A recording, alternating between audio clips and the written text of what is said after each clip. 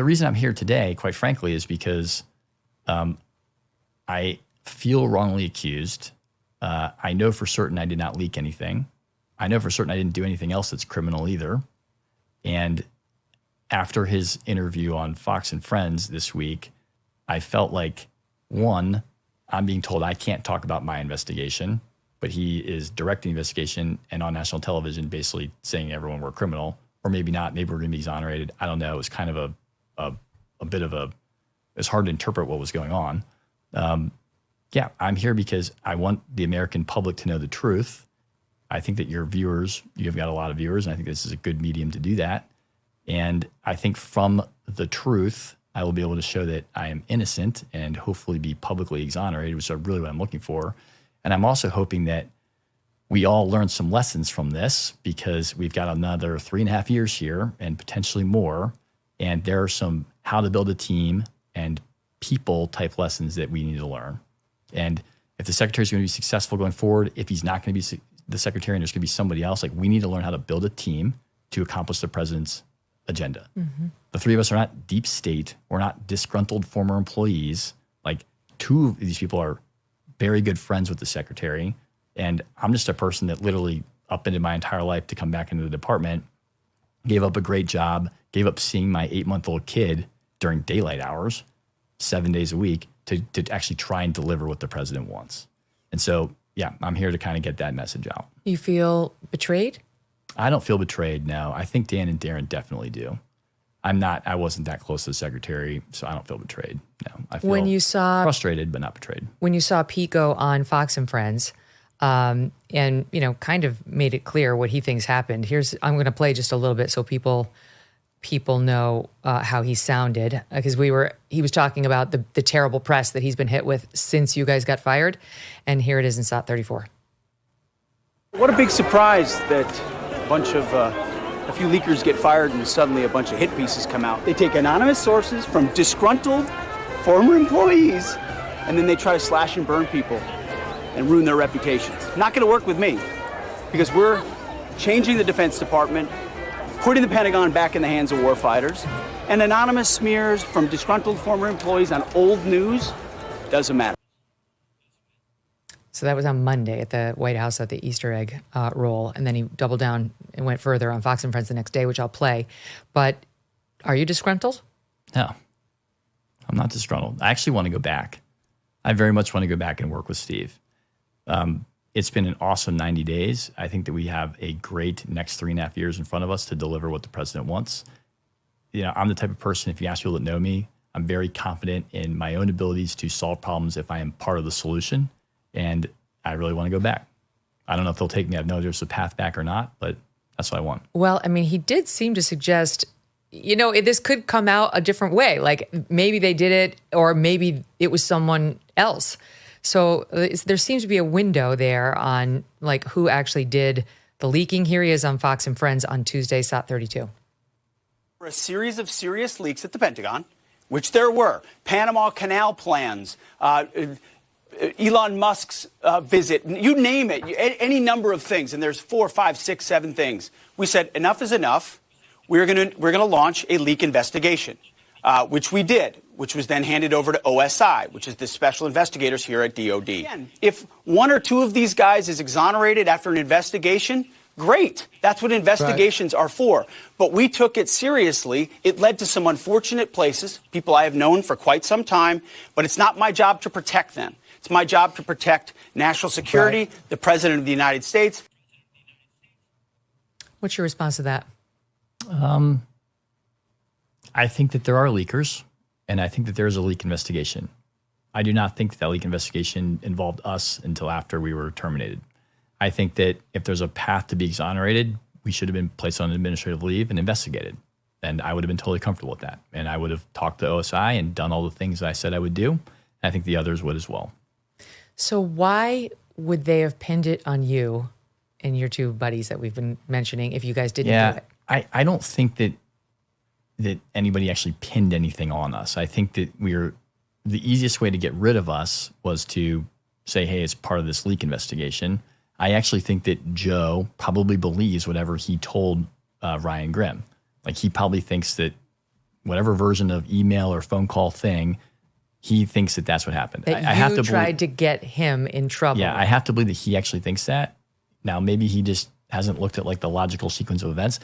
And this is my problem, is just call us in and ask us. And we could have said, literally, here's my email. Go for it. Well, that would explain you, but not Darren and Dan. Yeah, so what's not public is Darren got a text message from Daniel Littman right before this all happened. From who? He got a text from Daniel Littman. So Daniel Littman has been texting the whole office. He texted half of my office. He's just persistent. And so Darren got one and went to the secretary on Sunday. So a couple of days before he was put on leave, said, hey, I got something to talk to you about. This is one of them. And I'll say that I'll let Darren talk about it, but that conversation didn't go very well. There's a blow up, and Darren thinks that he got flagged that way. And I think Dan was flagged. He's talked to Pete Hegseth about that email, you're saying? He talked about the text message that he got. And Pete got angry with him? You'll have to let Darren tell a story, but there was a blow up on the phone, on Sunday. Well, I mean, can you help us understand that at all? Why would the secretary be angry at Darren for receiving a text from Politico? Yeah, I mean, I don't know. I think that was a super sensitive subject, and I don't 100% know why, but when other people in our office got the text message, I just said, don't respond to it and don't tell anybody. Just let it die. Mm-hmm. And Daniel's a persistent guy. What I was told last week is that this is how he operates. He runs Political Playbook, and he just literally blasts everybody and tries to get scoops, and then he tries to confirm things, and then he just runs with stories. So it doesn't surprise me that he was doing it that way. Is there any fairness to the accusation that you guys didn't like this guy, Joe Casper?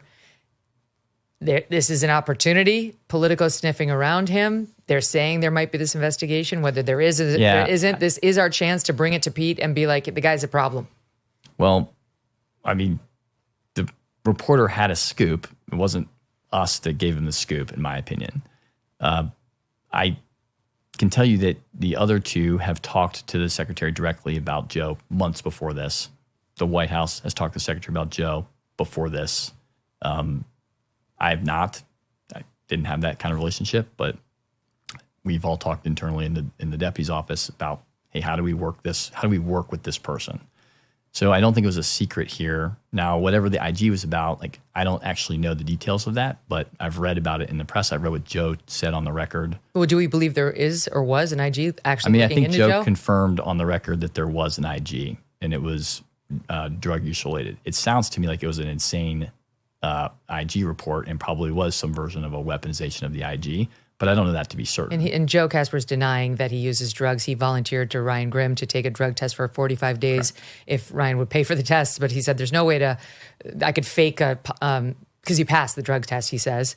He said that I couldn't fake that, and nor do I have a life like this. He said my life should be so exciting that I'm doing drugs.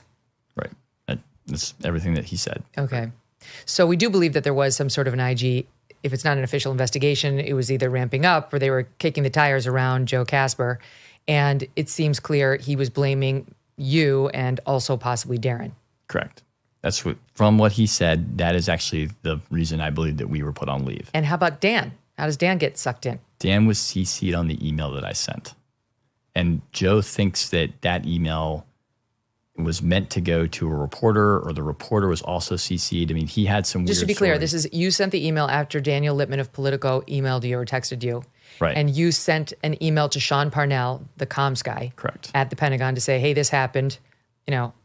Now what? Or let me know. Right. I didn't talk to him. Correct. And his theory, as espoused to Ryan Grimm, is that you mistakenly sent that to Sean, even though it is addressed to Sean.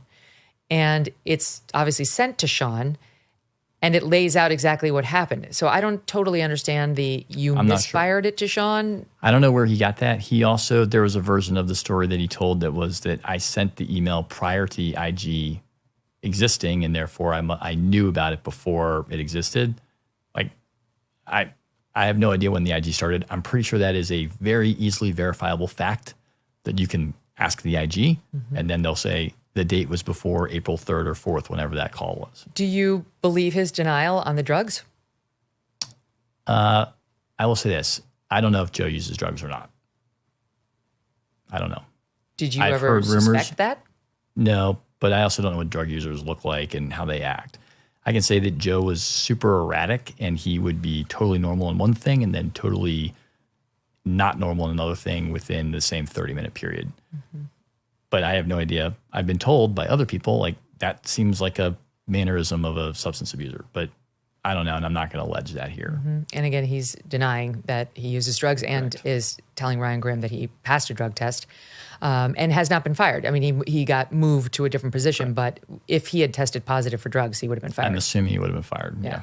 Okay, so we're not sure. Maybe he's an erratic guy without drugs. That's possible too. Correct. But in any event, what you're saying is you feel he blamed you for whatever the IG was doing around him and blamed Darren and saw that Dan Caldwell was CC'd on these emails and might have had something to do with it and may not have had a great relationship with those other two either from the start. Yeah, and my understanding is that Dan, prior to all this happening, had gone to the secretary and basically said, I'm out at the end of the month. I can't work with Joe. So, you know, either things were coming to a head between those two. Yeah, you want to keep me or you want to keep Joe. But like, I can't. What he told me was that he said, and he told me this before any of this happened. I knew about this a month ago.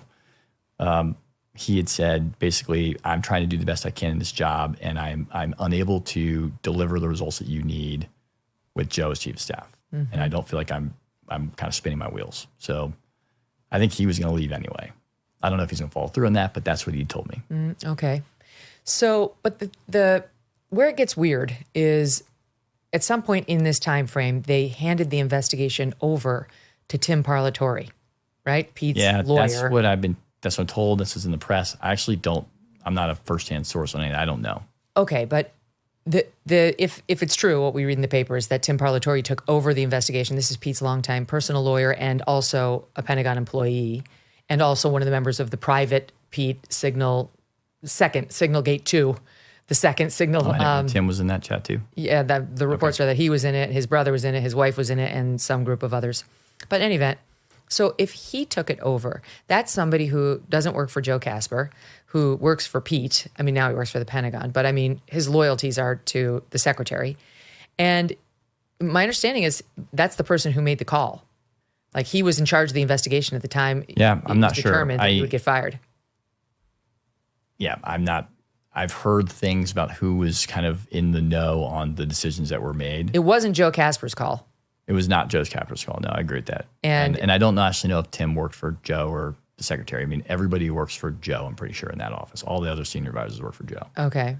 But my understanding is Joe was moved to this special governmental status, and he's not overseeing Tim. Joe was chief of staff until Friday last week. Okay. Yeah, but that's what I mean. Well, that's the day you got fired.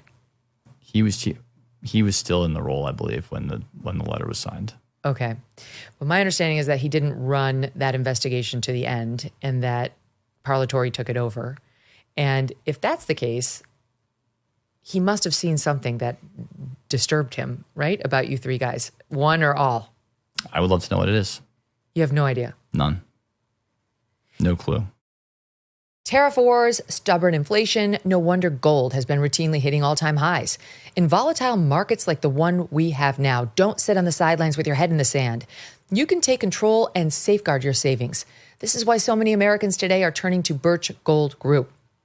They have helped tens of thousands convert an existing IRA or 401k into an IRA in physical gold. Is it time for you to hedge against economic instability with gold? To learn how to own physical gold in a tax-sheltered account, text MK to 989898. Birch Gold will send you a free, no-obligation info kit. Again, text MK to the number 989898. With an A+ rating with the Better Business Bureau and countless 5-star reviews, Birch Gold has helped many protect their savings with gold. It took decades to get into the tangled mess that they're trying to unpack now in D.C. How long will it take to get out of it, and what cost? Text MK to 989898 today.